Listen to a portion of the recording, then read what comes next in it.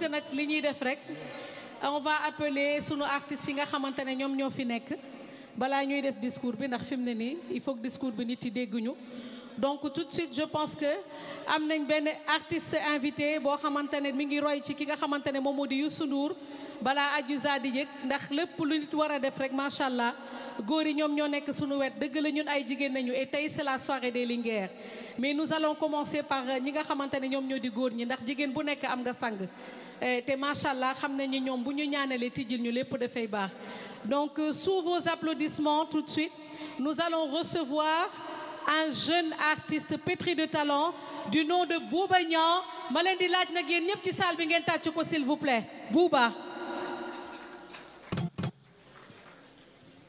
Sénégal. Bonsoir. Aïcha DJ. Sénégal xippil xool ni jigéen ñi doone ay jàmbaar.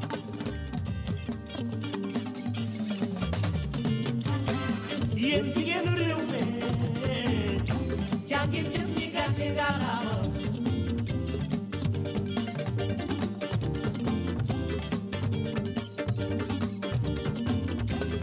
yéen jigéenu réew mi góoru réew mi yóbbul lu leen dara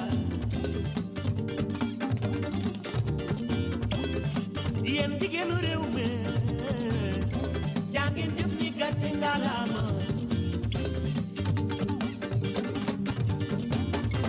ni guddi ni bëccëg fu ngeen mën a tolloo yéen a ngi tës tës si yéen jigéenu Sénégaloo ñooñu dañoo yàgg am jom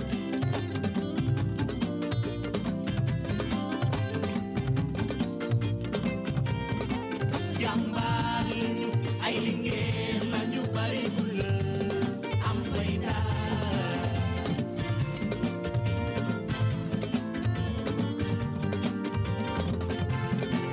jàmbaar lañu ay Linguère lañu bari fulla am fayda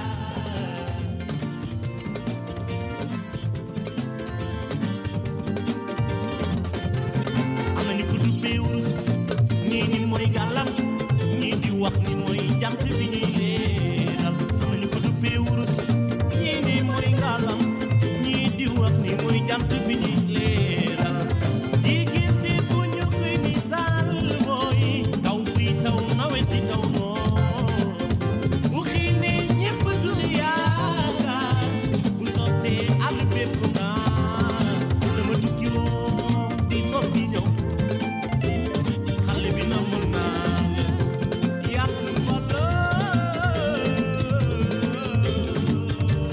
di soppi ñëw jigéen jigéen jigéen jigéen jigéen jigéen na bu yàlla ngeen ci kaw suuf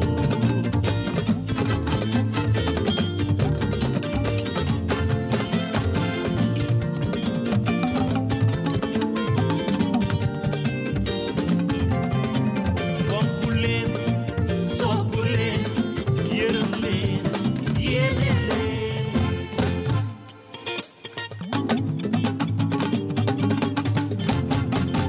jigéen magasin wu borom bi leer na ma moo tax mu mën lu góor mënul sargal leen Adama Awa Jibintu Caroline Jojo Jo mani musi nag moo tax na mën lu góor mënul sargal leen jigéen ñi daf dañoo bari Elisa Fatou Waré André Soxal. Yacine Toufou Sabra jigéen ñaa ngi nii ñii ñoo gore salaatee ndeer ndax bañ ku leen noos jàmbaar yaa ngi nii ci sargal leen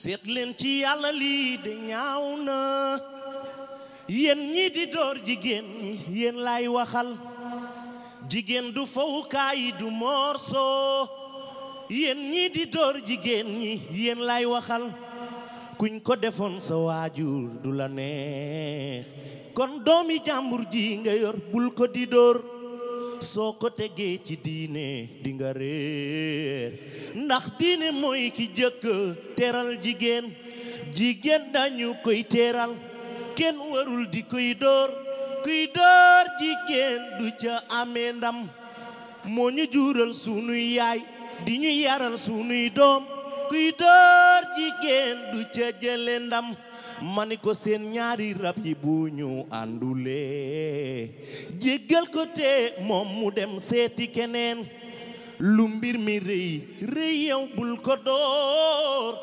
jéggal ko te moom mu dem seeti keneen jigéen dañu koy teral ndaxte mooy sunu yaay kuy door jigéen du ca jële ndam.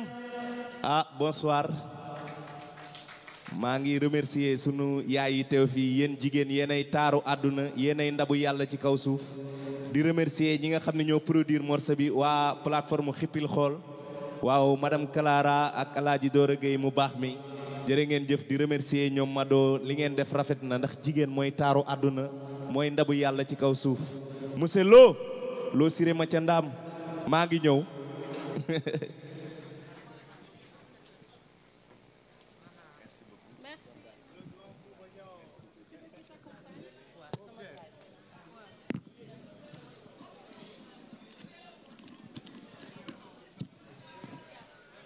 Merci Bouba, merci de l'applaudir très très fort. Je sais que vous êtes en train de manger, c'est pas évident. Bonsoir, désolé pour le retard. J'ai obligé Mado à présenter en début de soirée. C'est de ma faute, j'en suis désolée. J'espère que vous passez un très très bon moment en compagnie des Linguères. Ce soir, il s'agit de la femme. On va célébrer la femme, woman, supporting woman, comme je le dis. C'est des femmes qui ont l'idée de mettre en avant d'autres femmes travailleuses, des femmes bosseuses, des working girls, comme j'aime bien les appeler, des femmes qui se battent jour et nuit pour construire une meilleure société, parce que dès qu'on place la femme à une meilleure place, la société n'en sera que meilleure. Je serai avec DJ Cool. DJ viens, j'adore le rouge, c'est beau.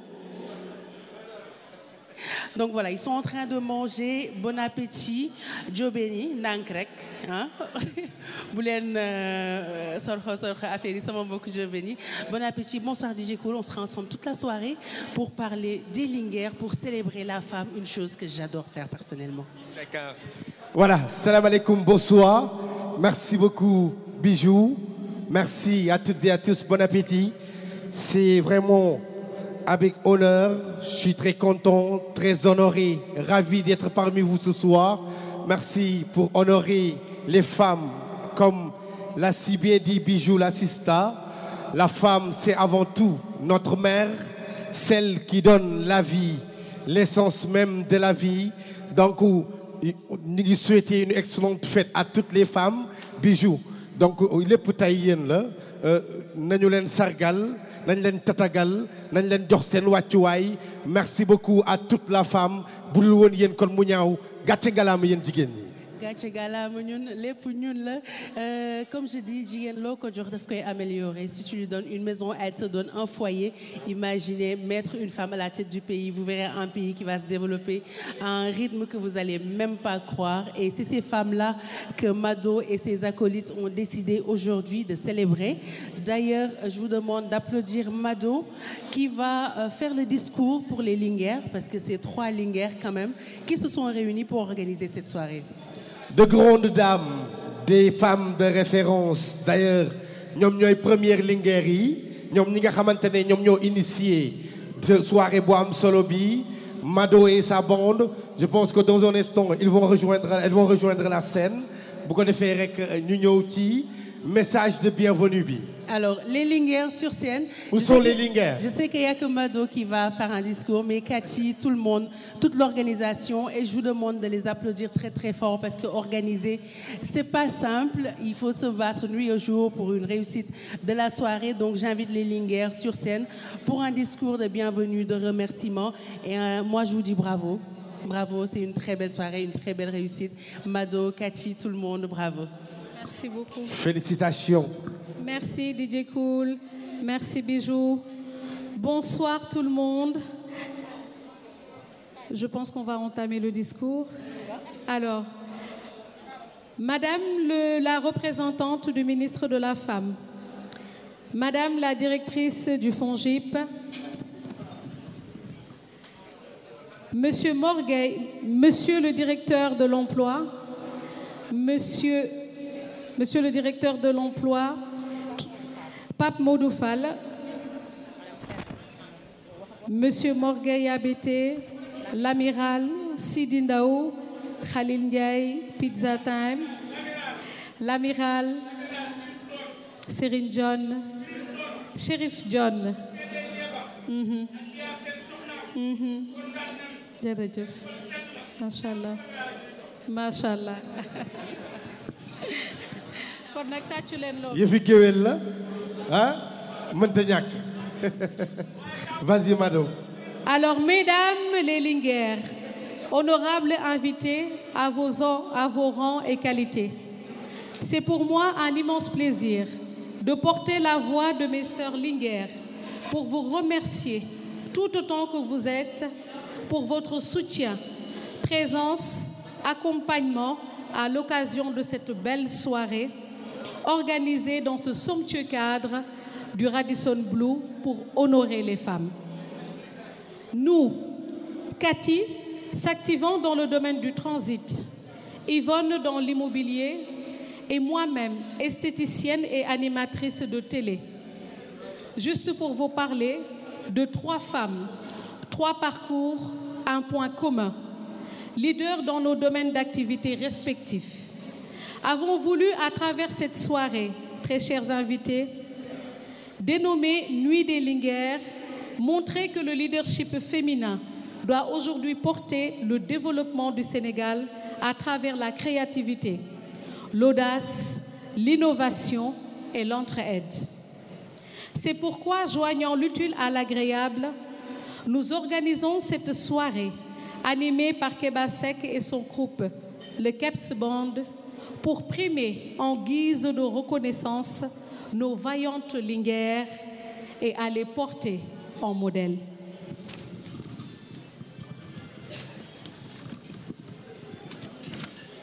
Mesdames, Messieurs, dans le sillage de la journée du 8 mars dédiée aux droits des femmes, nous voulons montrer que la femme, à l'image des hommes, doit participer au développement de leur pays. Et cela passe par la reconnaissance de nos potentialités et de notre particularité. Nous devons croire en nous-mêmes, avoir de l'abnégation, de la persévérance et savoir que toute réussite est au bout de l'effort. Nos Linguères d'honneur ce soir répondent parfaitement à ces attentes et nous les remercions de leur digne présentation des femmes. Merci à toutes les Linguères. Merci Linguère Fatou Diané, merci Linguère Thérèse Faye Diouf, merci à toutes ces grandes Linguères qui seront tout à l'heure primées sur cette belle scène. Les Linguères vous remercient. Encore une fois, vos applaudissements s'il vous plaît pour Mado Diao. Voilà. Bijou. Waaw. Mi ngi noonu. Je pense que ni message de bienvenue bi jàll na. Donc Mado Diao et sa bande vous remercie infiniment. Alors nous allons poursuivre avec le programme, Bijou.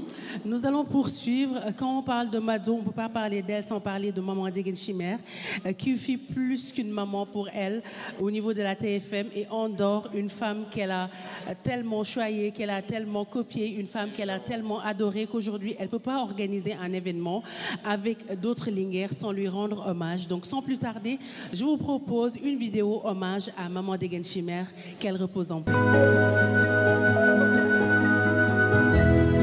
Animatrice et formatrice de renom depuis 1995, Maman Déguène Chimère était l'initiatrice des émissions interactives telles que Confidence, Ëttu Jigéen Ñi sur Radio Dunia FM, puis Océan FM, Ndenkané Partage sur Jamono FM et enfin l'émission Wareef sur la TFM où la pimpante animatrice avait fini de confirmer son talent. Adja Déguène Chimère Diallo forçait l'admiration des Sénégalais par ses qualités humaines. Son goût du raffinement, de la beauté, son sens de l'élégance, sa féminité et sa générosité sont pareils. Sa détermination, son engagement aux côtés des femmes sénégalaises, surtout les moins privilégiées, était total. Alors, comprenez notre engouement à parler d'elle. Deshiba fut une authentique Linguère, 1966 à 2016.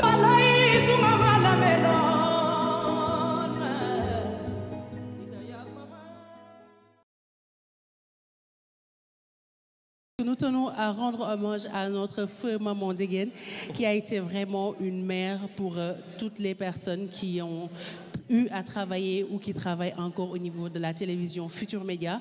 Jamais, jamais nous ne l'oublierons dans nos prières. Elle sera à tout jamais dans nos cœurs. Il y a des artistes qu'on a prévus ce soir pour célébrer la femme. D'autres femmes qui sont avec nous. Une femme que j'adore, qui innove, qui à chaque fois va faire des recherches ici et ailleurs pour nous proposer des sons inédits. Et à chaque fois qu'elle sort un son, c'est un tube.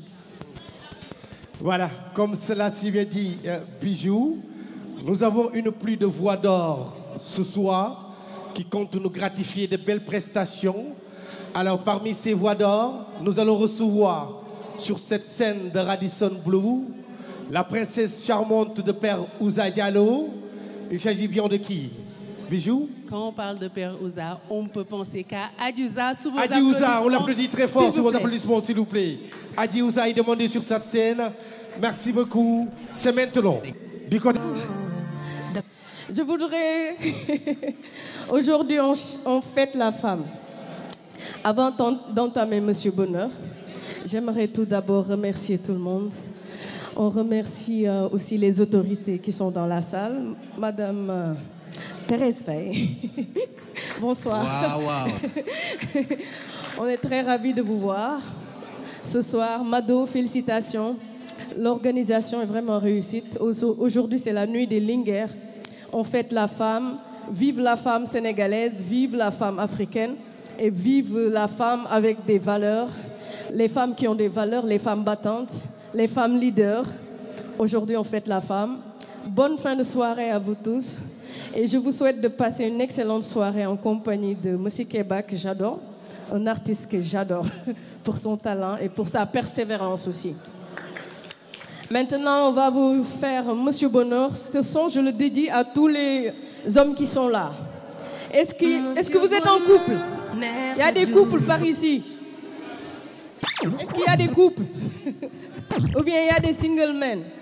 Je veux le faire avec un homme ce son. Tu es single, toi? Tu es marié, déjà pris. C'est pas grave, c'est pas grave. On y va. Dafa jot nga ñëw ñu wax tey jàmm la yeewoo de sagu bi doy na ma gis nen ni nen ni jàppa joli token ci ni loo visé doo ko moo rafet ngem ma ne bëri noonu la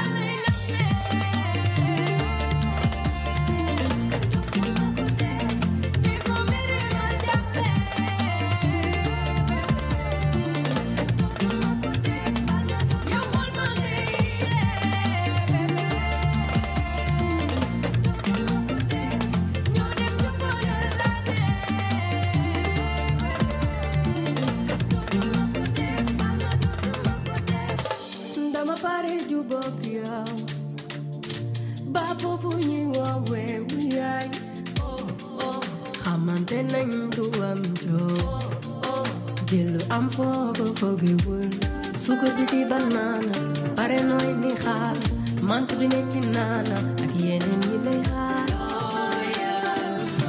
mer bi doy na noonu la lay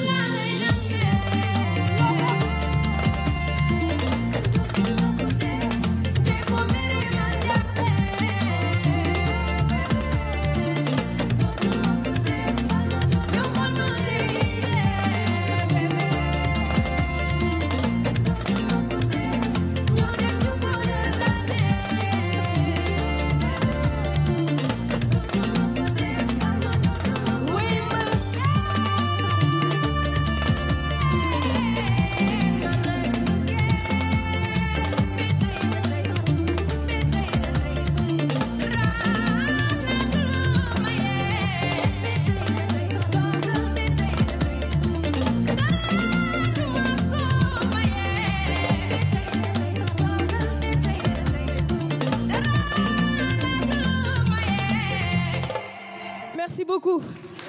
Bonne fin de soirée.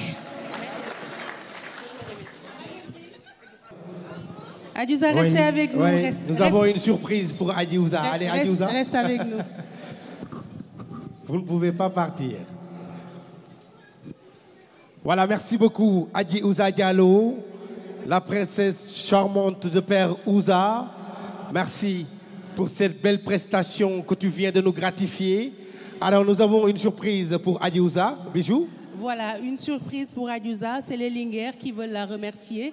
Parce qu'en fait, quand ils sont allés lui parler de ce projet, elle a tout de suite dit oui, je serai là avec vous pour célébrer la femme. C'est un projet auquel je crois. Donc les Linguères sont reconnaissantes, donc elles vont vous remettre un trophée. Mais ce trophée sera remis par ma sœur, Thérèse Faye, administrateur général du FONGIP, donc qui est toujours là avec nous pour les pouponnières. Elle nous soutient et elle croit à la cause des femmes. C'est une femme battante, c'est des femmes comme ça qu'on veut au Sénégal, des femmes qui travaillent dur pour montrer de quoi on est capable. Donc c'est elle qui va remettre le trophée de remerciement à Adiouza. Bravo, c'est les femmes qui supportent les femmes, c'est une chose à développer.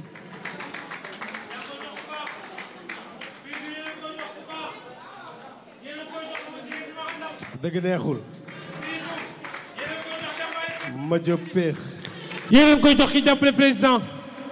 jàmbaayu son excellence ji ki nga xamante ni barki démb bi réew mi leen demee taxawal ni tuuti barki démb bi réew mi leen demee ñëpp ni président yaa taxaw woote grand théâtre ni président Macky Sall yow la ñuy yaa investir su 4e mandat 4e mandat foofu ca fa nga xamante ni mooy grand théâtre moo tax ñëpp fi ndolli kenn ko di woote jàmbaar jàngook kii moo ñëw FONGIP jàppale président kii moo ñëw FONGIP indi financement yi kii moo ñëw FONGIP jàppale ñi nga xamante ni ñoo jeunes yi fekk jeunes yi nga xamante ni dañoo nangoo liggéey am jom xamuñu fu ñuy jaar mu jàppale leen tey ba ñëpp di liggéey jàmbaar jaa ngi nii kooku mooy kan Thérèse Faye borom jaari jaajëf. waaye dama ni politicien da ngay gagné sa gox da ngaa gagné sa gox nekk maire jaari nekk jàmbaari fakk tëdd jàppale fa président ba ñëpp xam ne jàppale nga ko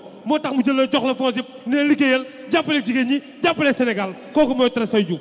jaajëf ma jóg peex merci beaucoup Thérèse Faye administratrice générale. madame la présidente yal na yàlla guddal sa fanta may la wér man da nga maa teral il y a 10 ans kon bu ma la gëjee gis il y a 10 ans soo toogaatee fii dinaa ko wax damaa tëjeeg yow di togg ceebu géej ak ñebbe nga teral ma togg yaa sa ganaar am naa droit wax ko vrai ou faux. merci c'est très gentil. bu ñuy wax ci Thérèse Faye Diouf am naa ci kàddu mu gaaw. jàmbaari président Macky Sall ji toog nga xam ne lu góor ni bu ma xëyee def ko Thérèse balaa tëdd def na ko bu yàgg sama nawle yi nga dajale ànd ak ñoom ci ngor ak fulla ak fayda ak personnalité di jariñ président Macky Sall maire Jaareex baa ngi nii toog la très jeune maire mi ngi nii toog Thérèse Faye Diouf jàmbaari président Macky Sall jaa ngi nii toog dend ak xaritam jigéenu Aly Ngouille Ndiaye Amiya Fall Amiya Mbeng Mboor jigéenu Aly Ngouille maa ngi lay nuyu honorable député jàmbaari président Macky Sall ji maa ngi lay nuyu di wax sa wàccuwaay honorable Mbathio jërëjëf jëwin yi ci lañ bokk Thérèse Faye buñ koy wax am nañ ci kàddu dëgg neexul sama série maa ngi lay nuyu bu baax a baax bisu jërëjëf jaajëf voilà merci infiniment alors nous allons poursuivre ak remise de trophées et bijoux. D'autres trophées qu'on va remettre à d'autres femmes. Cette fois-ci, c'est le ministère de la Femme à qui on va remettre un trophée. Le ministère de la Femme qui est représenté par Madame Astou Fall, conseiller technique au ministère de la Femme et de la Famille. Donc, on va redemander à ma sœur Thérèse Faye. Mais je sais que bu Thérèse jógee wala madame Astou Fall jóg yéen ñëpp di ngeen bëgg ñëw waxal leen seen ay baax mais on va continuer dérouler bi soirée bi ba fin bi n'est-ce pas ñu def suñu yëfu mbeeraay daal donc pour l'instant on respecte le déroulé s'il vous plaît donc on va appeler madame Astou Fall conseillère technique du ministère de la Femme et de la Famille. Donc Thérèse, je vais vous demander de bien vouloir venir lui remettre son trophée. Madame Astou Fall mooy représenter Madame Fatou Diané, ministre de la Femme, de la Famille et de la Protection des Enfants. Voilà. Donc du côté de la régie, si c'est bon pour la projection, c'est maintenant. jëmm ji Fatou Diané la wuyoo doon na ko kenn dootul présenté fii ci réew bu Sénégal jaar-jaaram bari na lenn ci lu ñu mën a jukki ci wàllu formation ak itam lijaasa yi nga xam ne am na ko bokk na ci atum 2005 jàpp atum 2009 am na doctorat ci wàllu économie finance ak itam affaires internationales lu ni mel mi ngi ko amee ci université d'Aix-Marseille 2 ak itam université Gaston Berger diwaan bu Ndar Géej atum 2004 jàpp atum 2005 mu am master 2 ci wàllu économétrie bancaire ak itam financière ci université d'Aix-Marseille 2 Aix-en-Provence. atum 2003 jàpp atum 2004 mu am DAom ci wàllu économie appliquée ingénierie des systèmes ak itam organisation économique ci université d'Aix-Marseille 3 Aix-en-Provence. atum 2002 jàpp atum 2003 mu am li nga xam ne moom moo di maîtrise am ci wàllu science économique ak itam gestion option gestion informatisée ci université Gaston Berger diwaan bu Ndar Géej. atum 2001 jàpp atum 2002 mu am licence ci wàllu science économique ak itam gestion option gestion informatisée ci université Gaston Berger diwaan bu Ndar Géej.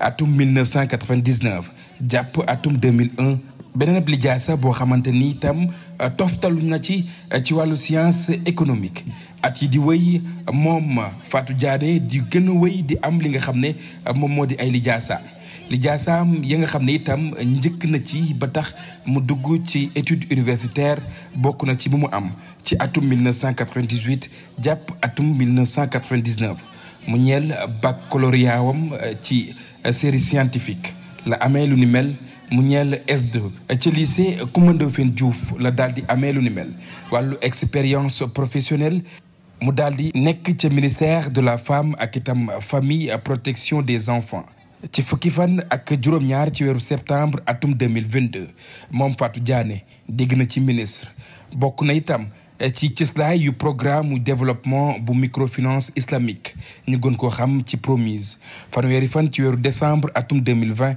jàpp fukki fan ak juróom-ñaar ci atum 2022 coordonnateur national ca direction bu réglementation ak itam supervision des services financiers décentralisés atum 2017 jàpp atum 2020 ciite itam direction générale bu planification ak itam politique économique atum 2014 jàpp atum 2017 bokk ci direction bu prévision ak itam étude économique atum 2006 jàpp atum 2014 lu ni mel bokk ci li nga xam ne moom la ñu mën a jukki ci fi mu jot a jaar donte bari na mu ne su lim lépp moom Fatou Diané saa su nekk muy gën a wane li nga xam ne moom moo di xarañteefam ci lépp lu mu mën a doon tax na mu daal di toog fi nga xam ne moom la jiite mu ñeel jigéen ñi lépp lu jigéen di def moom Fatou Diané sóob na ci loxoom.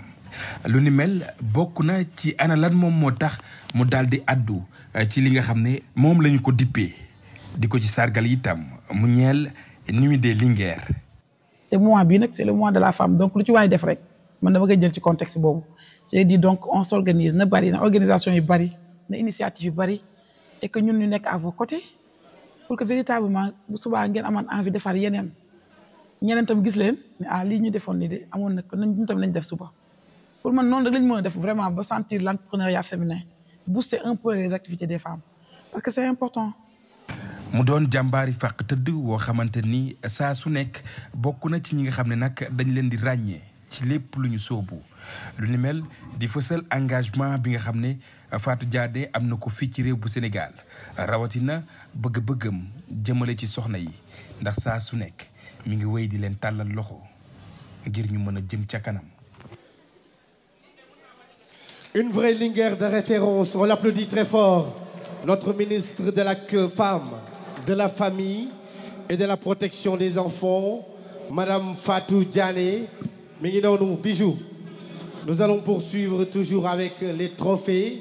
Donc nous avons beaucoup de Linguères de référence ce soir qui sont nominés. Donc ñu fas yéene àndandoo ak ñoom tout au long de la soirée Bijou.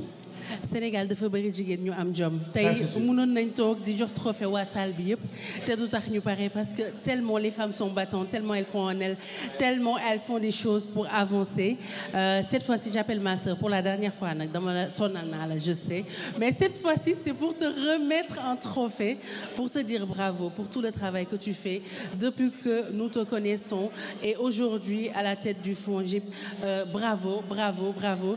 Et ce trophée je vais appeler Cathy Création qui fait partie des organisatrices de cet événement pour qu'elle puisse remettre le trophée à Madame Thérèse Faye, manager générale du FONGIP. Sous vos applaudissements s'il vous plaît. Voilà. Administratrice générale. Mi ngi noonu. Donc merci de remettre le trophée s'il vous plaît à ma sœur Thérèse Faye Diouf. On va dérouler, on vous remettra le micro tout à l'heure. Voilà Cathy, merci beaucoup. Bravo, sous vos applaudissements. Les photographes pour immortaliser ces moments, c'est important.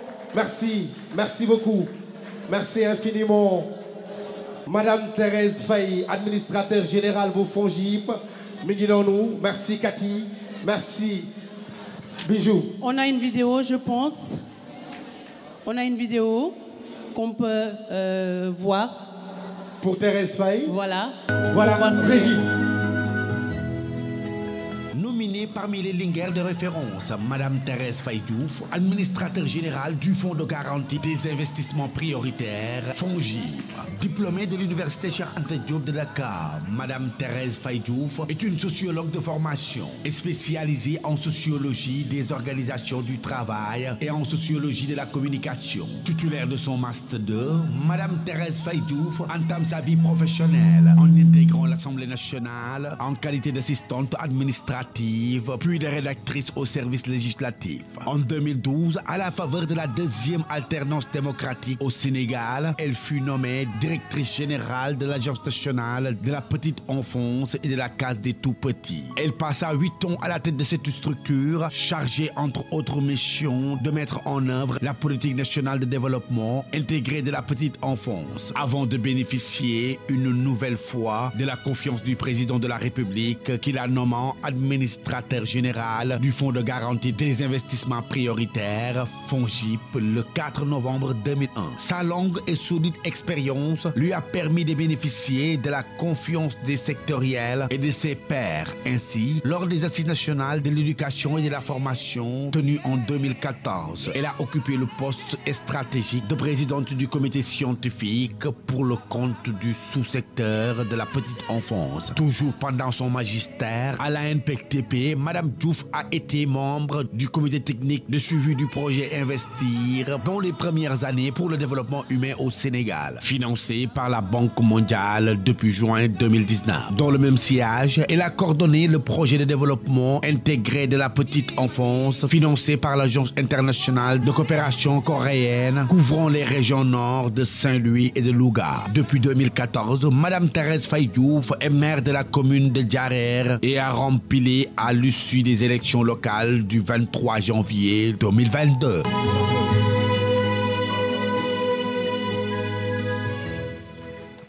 Yes. Voilà. On l'applaudit très fort encore une fois, encore et encore, Madame Thérèse Faye. Je tenais à préciser que ni CV bi dañu ko dagg. C'était ma voix. Mais dama obligé tagg ko parce que dafa gudd machallah nit ku wax léppam yaa ko catu ñu tàcc ko bu baax a baax Madame Thérèse Faye, l'administrateur général FONGIP. C'est ce que j'allais dire, c'est juste quelques-unes de ses réalisations. Mi ngi noonu. Bon, ma sœur. Donc on va continuer pour cette remise de trophée. Cette fois-ci, on va remettre un trophée à Madame Ngonetal, Madame Lo, transitaire. Mais avant de lui remettre le trophée, je vous propose de suivre sa vidéo de présentation.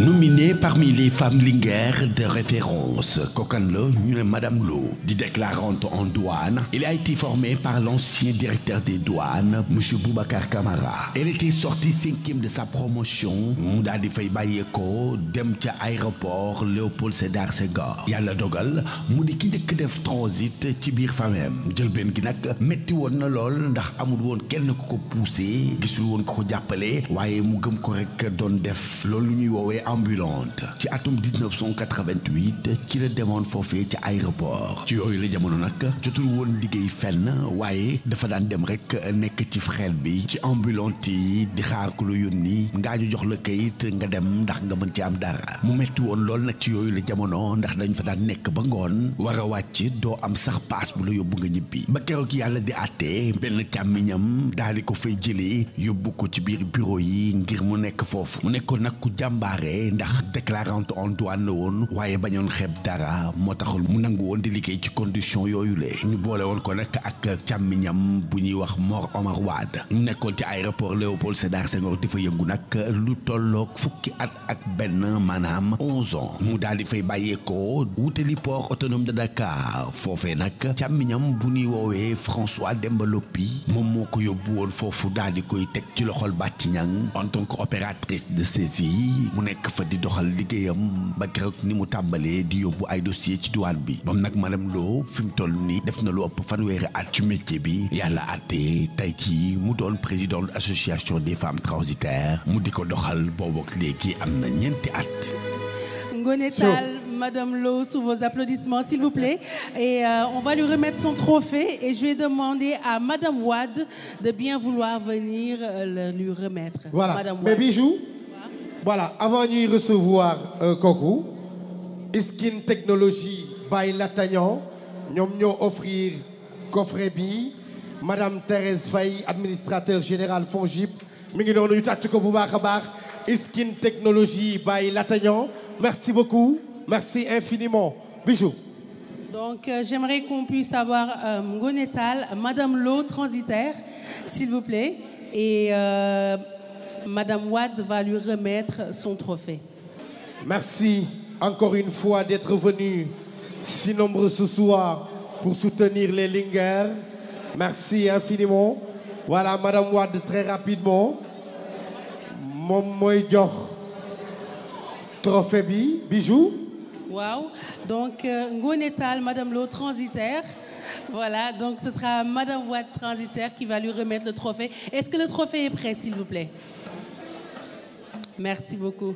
Bravo et félicitations pour tout ce que vous faites. Je tenais également à préciser que ni CV bi dañu ci dagg lu bari parce que rek dafa guddoon jaar-jaar bi xajul ci ay simili.